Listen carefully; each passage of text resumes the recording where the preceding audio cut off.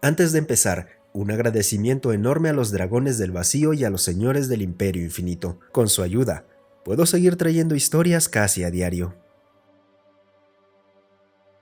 Cuento de logística y poder.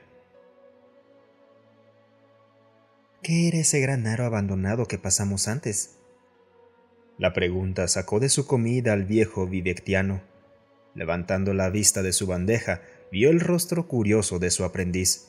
En la tradición vivectiana, cuando un joven vivectic alcanza su etapa juvenil tardía, se le asigna un anciano para que lo guíe hacia la adultez. ¿Te refieres a la antigua puerta de estabilidad, joven? Ya no soy un joven. Si no lo fueras, podrías decirme el propósito y la historia de esas puertas, replicó el mayor. Luego se recostó en su silla, miró por la ventana y continuó. Ese viejo aro, como lo llamaste, es un antiguo método de viaje superlumínico llamado TTAP, abreviatura de transporte de túnel asistido por puerta. Las naves tenían que pasar por esas estructuras para viajar de un sistema estelar a otro. Antes de que siquiera pusieran tu huevo, la tecnología no estaba lo suficientemente desarrollada como para permitir la existencia de un túnel de gusano lo bastante grande como para que pasaran naves. Se podía formar uno, sí, pero su diámetro no era mucho mayor que el de esta taza. El viejo señaló el vaso de agua junto a su garra. Pero eso bastaba para hacer pasar algunos drones de construcción y empezar a trabajar en una puerta más grande. Eso suena ridículamente caro. Demonios, lo era. La mayoría de las veces se necesitaba que todo un gobierno planetario financiara la construcción solo para tener un carril de viaje. Pero ahí es donde entraba en juego el tránsito galáctico. Eran 3 compañías que ofrecían construir estas puertas por una fracción del costo que implicaba hacerlo por cuenta propia. Espera, ¿no se irían a la quiebra haciendo eso? Interrumpió el joven. Ahí tienes la razón por la que no te asignaron a un comerciante. No, por supuesto que no ganaban dinero construyendo las puertas. Ganaban dinero cobrando peajes por su uso. Y como no tenían competencia, podían cobrar enormes cantidades de créditos en los peajes. Pero dijiste que eran 3 compañías. ¿No competían entre ellas? No te dejes engañar. Que fingieran ser compañías separadas no significaba que no estuvieran colaborando. Los directores ejecutivos de cada empresa pertenecían a la misma familia. Así que en esencia eran una sola compañía. El mayor lanzó una mirada evaluadora a su aprendiz y prosiguió. Bien, entonces, ganaban mucho dinero con los peajes, pero donde realmente hacían fortuna era con los servicios adicionales que ofrecían. Se inclinó hacia adelante y comenzó a gesticular con los brazos. Verás, como prácticamente todas las naves tenían que pasar por estas puertas para llegar a sus destinos, y las puertas solo podían manejar cierto número de naves a la vez, se formaban largas listas de espera. Y digamos que necesitabas hacer una entrega antes de lo que te correspondía en la lista. Bueno, podías pagar por un servicio preferencial y adelantar tu lugar en la fila. Como no había alternativa, tus únicas opciones eran pagar la tarifa extra o perder dinero por una entrega tardía. ¿No deberían los gobiernos intergalácticos haber hecho algo para evitar eso? Uno pensaría que sí, pero no. En ese entonces los gobiernos no eran tan astutos como hoy. Cayeron en la trampa del tránsito galáctico, creyendo que eran compañías separadas. Cuando un gobierno local quería construir un carril de viaje, las 3 empresas presentaban ofertas. Sin embargo, lo que el gobierno no sabía era que las compañías ya habían acordado cuál de ellas haría la oferta más baja. Esto creaba la ilusión de competencia, cuando en realidad estaban montando su trampa. ¿Trampa? Sí, trampa. Una vez que construyeron y controlaron los carriles comerciales más grandes, aumentaron drásticamente los precios de los peajes de un solo golpe. ¿Por qué nadie les declaró la guerra?, preguntó el joven, claramente indignado por la extorsión. Apretó los puños y se irguió en su asiento. Oh, lo hicieron, pero nunca duró mucho. Gracias a los carriles comerciales, las federaciones, imperios o lo que fueran. Los que eran lo suficientemente fuertes como para pelear, se habían vuelto demasiado grandes para sostenerse sin el comercio. Así que, si alguno intentaba hacer algo en contra del monopolio, Tránsito Galáctico simplemente cerraba sus puertas y los dejaba morir de hambre un tiempo. Aún así, alguien debió enfrentarlos. Bueno, unas cuantas corporaciones cercanas intentaron unirse para desarrollar su propia tecnología superlumínica, pero entre los gobiernos corruptos por Tránsito Galáctico y las flotas mercenarias que contrataron, fueron aplastados rápidamente. Pero algo debió pasar. Digo, Tránsito Galáctico ya no existe, así que debieron haber fallado de alguna manera. El mayor sintió un ligero orgullo al escuchar la voz esperanzada de su aprendiz, aunque claro, no se lo haría saber. Bueno, en los confines del espacio fronterizo, en el este galáctico, una especie intentó hacer contacto con la comunidad galáctica. Normalmente Tránsito Galáctico se habría lanzado sobre la oportunidad de atrapar a otra víctima en su red, pero esta civilización estaba demasiado lejos. Además, habían muchas regiones turbulentas entre ellos y los principales centros comerciales. Por eso les habría tomado miles de ciclos recuperar la inversión de construir un carril de viaje hasta ahí. Así que no se molestaron en eso. Lo que no sabían era que esta especie estaba a punto de hacer algo que nunca antes se había creído posible. ¿Cruzaron el espacio velocidad subluz con una armada y destruyeron a Tránsito Galáctico?, preguntó el joven con ansias de venganza. No con una armada, pero sí hicieron el viaje. Primero fueron naves diplomáticas, con algunas naves de carga mezcladas. Recibieron la típica bienvenida de la comunidad galáctica por parte del Comité Títere. Lo típico, ya sabes. No molestes demasiado a las razas más débiles. No te metas con los Teterin. Nunca hagas trato con los de Levirán. Si no quieres un puñal en la espalda. Cosas de sentido común. ¿Quieres decir que entraron en el territorio de Tránsito Galáctico sin que ellos lo notaran? A Tránsito Galáctico solo le importaba hacer dinero y asegurarse de que nadie pudiera unirse para derrocarlos. Una raza recién llegada no era motivo de preocupación, y si alguna vez lo era, solo tenía que usar su influencia para arrastrar a la comunidad a la guerra o contratar una flota mercenaria. Entonces, ¿qué hizo esta raza que fue tan impresionante? Inventaron un nuevo método de viaje superlumínico. El joven al principio pareció confundido, pero luego su rostro mostró una expresión de comprensión. Deben haber inventado el método actual de viaje superlumínico, el transporte de túnel autoestabilizado, y lo difundieron entre los gobiernos. El anciano le dirigió una mirada satisfecha. Así que hay un cerebro ahí dentro. Una respuesta inteligente, pero incorrecta. Pero si ese no fue el método que ellos inventaron, ¿quién lo hizo? Bueno, el método actual de viaje superlumínico fue creado por Tránsito Galáctico. ¿Qué? ¿Por qué habrían de crear un método de viaje superlumínico que socavaría su monopolio? Solo dije que lo crearon. Nunca dije que compartieron la tecnología con el resto de la comunidad. En realidad solo lo usaban para ellos mismos y para cualquier gobierno o cualquier VIP dispuesto a ser su marioneta. ¿Acaso creías que iban a esperar en sus propias filas? Bueno, no, pero es que...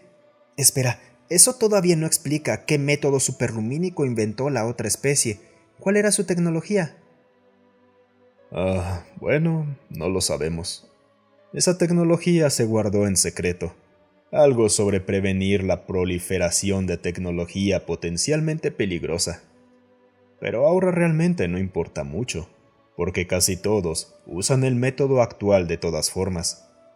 Solo recurren a su propio método cuando exploran el espacio fronterizo. Aparentemente, el método actual es mucho más confiable cuando sabes a dónde quieres ir. Ok, ¿y qué tiene que ver todo esto con la caída de Tránsito Galáctico? Bueno, la nueva especie era amable y con su tecnología superlumínica podían ofrecer un servicio de transporte a los comerciantes para llevarlos a donde quisieran ir. Solamente cobraban un poco más del costo de energía, lo que representaba una fracción de lo que cobraba Tránsito Galáctico. Una vez que comenzaron a hacer eso, Tránsito Galáctico empezó a perder poder e influencia, hasta que en un intento desesperado por evitar el colapso total, comenzaron a vender la tecnología superlumínica que habían acaparado durante tanto tiempo. ¿Eso es todo? ¿No pagaron por todo el sufrimiento que causaron? Cálmate, claro que no lo hicieron. Estoy bromeando contigo, no seas tan impulsivo. ¿De verdad crees que una corporación tan grande y poderosa como Tránsito Galáctico perdería su control sin pelear? Los recién llegados ofrecieron transporte a las naves comerciales, pero en cuanto Tránsito Galáctico notó la disminución en sus ganancias, ordenaron a sus equipos de seguridad y sus flotas mercenarias atacar cualquier nave de la nueva especie. Así que hubo una guerra. De algún modo, los recién llegados no contraatacaron, solo huían cuando los atacaban. Gracias a su poco comprendido de método de viaje superlumínico, siempre lograban escapar relativamente ilesos, y a veces incluso lograban llevar a sus pasajeros al destino en proceso. El plumaje del joven comenzó a erizarse de nuevo y abrió la boca para hablar, pero el mayor levantó su garra, deteniéndolo antes de que interrumpiera otra vez. Pero esto no duró mucho. Eventualmente, el gobierno de la nueva especie envió un mensaje a la Oficina Central de Tránsito Galáctico. El mensaje era fácil: cesen su agresión o declaren la guerra. Por supuesto, Tránsito Galáctico respondió con una declaración de guerra. Por fin. ¿Qué pasó después? Por favor, dime que esa especie trajo a su armada y arrasó con ese nido de corrupción. El mayor le dedicó una sonrisa que solo podía describirse como una de esas que preceden a una buena historia. Oh, sí. Sí que llovió fuego y destrucción. Esa guerra fue la más costosa y sangrienta que esta galaxia ha visto. Y es una pena que ya no les enseñen sobre ella en su juventud. Se enfocan demasiado en categorizar carreras y asegurarse de que cada uno termine en la profesión correcta según su personalidad, y no lo suficiente en aprender sobre el universo que los rodea. Por favor, anciano, regresa a la historia. Cuida tus palabras, jovencito. ¿Dónde me quedé? Sí. Y así, Tránsito Galáctico comenzó una campaña masiva de contratación de flotas mercenarias. Luego rodearon su estación ciudadela principal, que servía como cuartel general. Rodearon absolutamente todo con una enorme red de defensa. Sabían que sus enemigos podrían atacarlos directamente, sin la necesidad de usar portales. Así que Tránsito Galáctico perdió la capacidad de embotellar a sus oponentes. En vista de eso, buscaron hacer que su activo más vulnerable y valioso fuera imposible de asediar. También fortificaron sus portales más rentables para evitar ataques financieros. ¿Por qué no usaron las flotas de los gobiernos que subyugaron? Lo hicieron, pero con moderación por dos razones. Primero, si sus oponentes eran realmente poderosos, la pérdida de las flotas gubernamentales podría colapsar sus economías. Si la guerra resultaba más costosa de lo previsto, podrían aumentar los peajes para compensar las pérdidas. Pero por supuesto, eso no sería posible si las economías que los sostenían aún estaban en ruinas. Segundo, algunos de los gobiernos habían comenzado a establecer relaciones amistosas con los recién llegados, así que la traición era una posibilidad. Entonces, ¿los recién llegados emplearon alguna estrategia maestra para socavar la influencia de Tránsito Galáctico? Creo que su mejor opción habría sido usar sus relaciones con los gobiernos subyugados para formar una flota masiva y luego usar su método superlumínico para mover toda esa flota hasta la ciudadela y enfrentarlos con su superioridad numérica. El mayor le dirigió una mirada de satisfacción. Vaya, parece que esas simulaciones de combate sí sirven para algo. Bueno, ese era el peor escenario que Tránsito Galáctico imaginaba. Tenían tanto miedo de que eso pasara que ofrecieron generosos descuentos a cualquier gobierno que atacara a los recién llegados por su cuenta. Pero eso no fue lo que hicieron. En su lugar, enviaron una sola nave mensajera a la ciudadela con una advertencia. A todos los no combatientes y aquellos que no deseen luchar, márchense ahora y detendremos nuestro ataque hasta que estén fuera de peligro. Dudo que los mercenarios, con lo bien que se les paga, hayan prestado atención a esa advertencia. Bueno, algunos sí lo hicieron, y algunas naves civiles también evacuaron. Pero los mercenarios que desertaron no llegaron muy lejos. Según escuché, incluso algunas naves civiles fueron atacadas. De todos modos, la nave mensajera fue destruida después de repetir su advertencia varias veces, y entonces la batalla comenzó. El joven se inclinó hacia adelante, finalmente escuchando las palabras que había estado esperando desde que comenzó la historia. El mayor notó la anticipación de su interlocutor y no quiso hacerlo esperar más.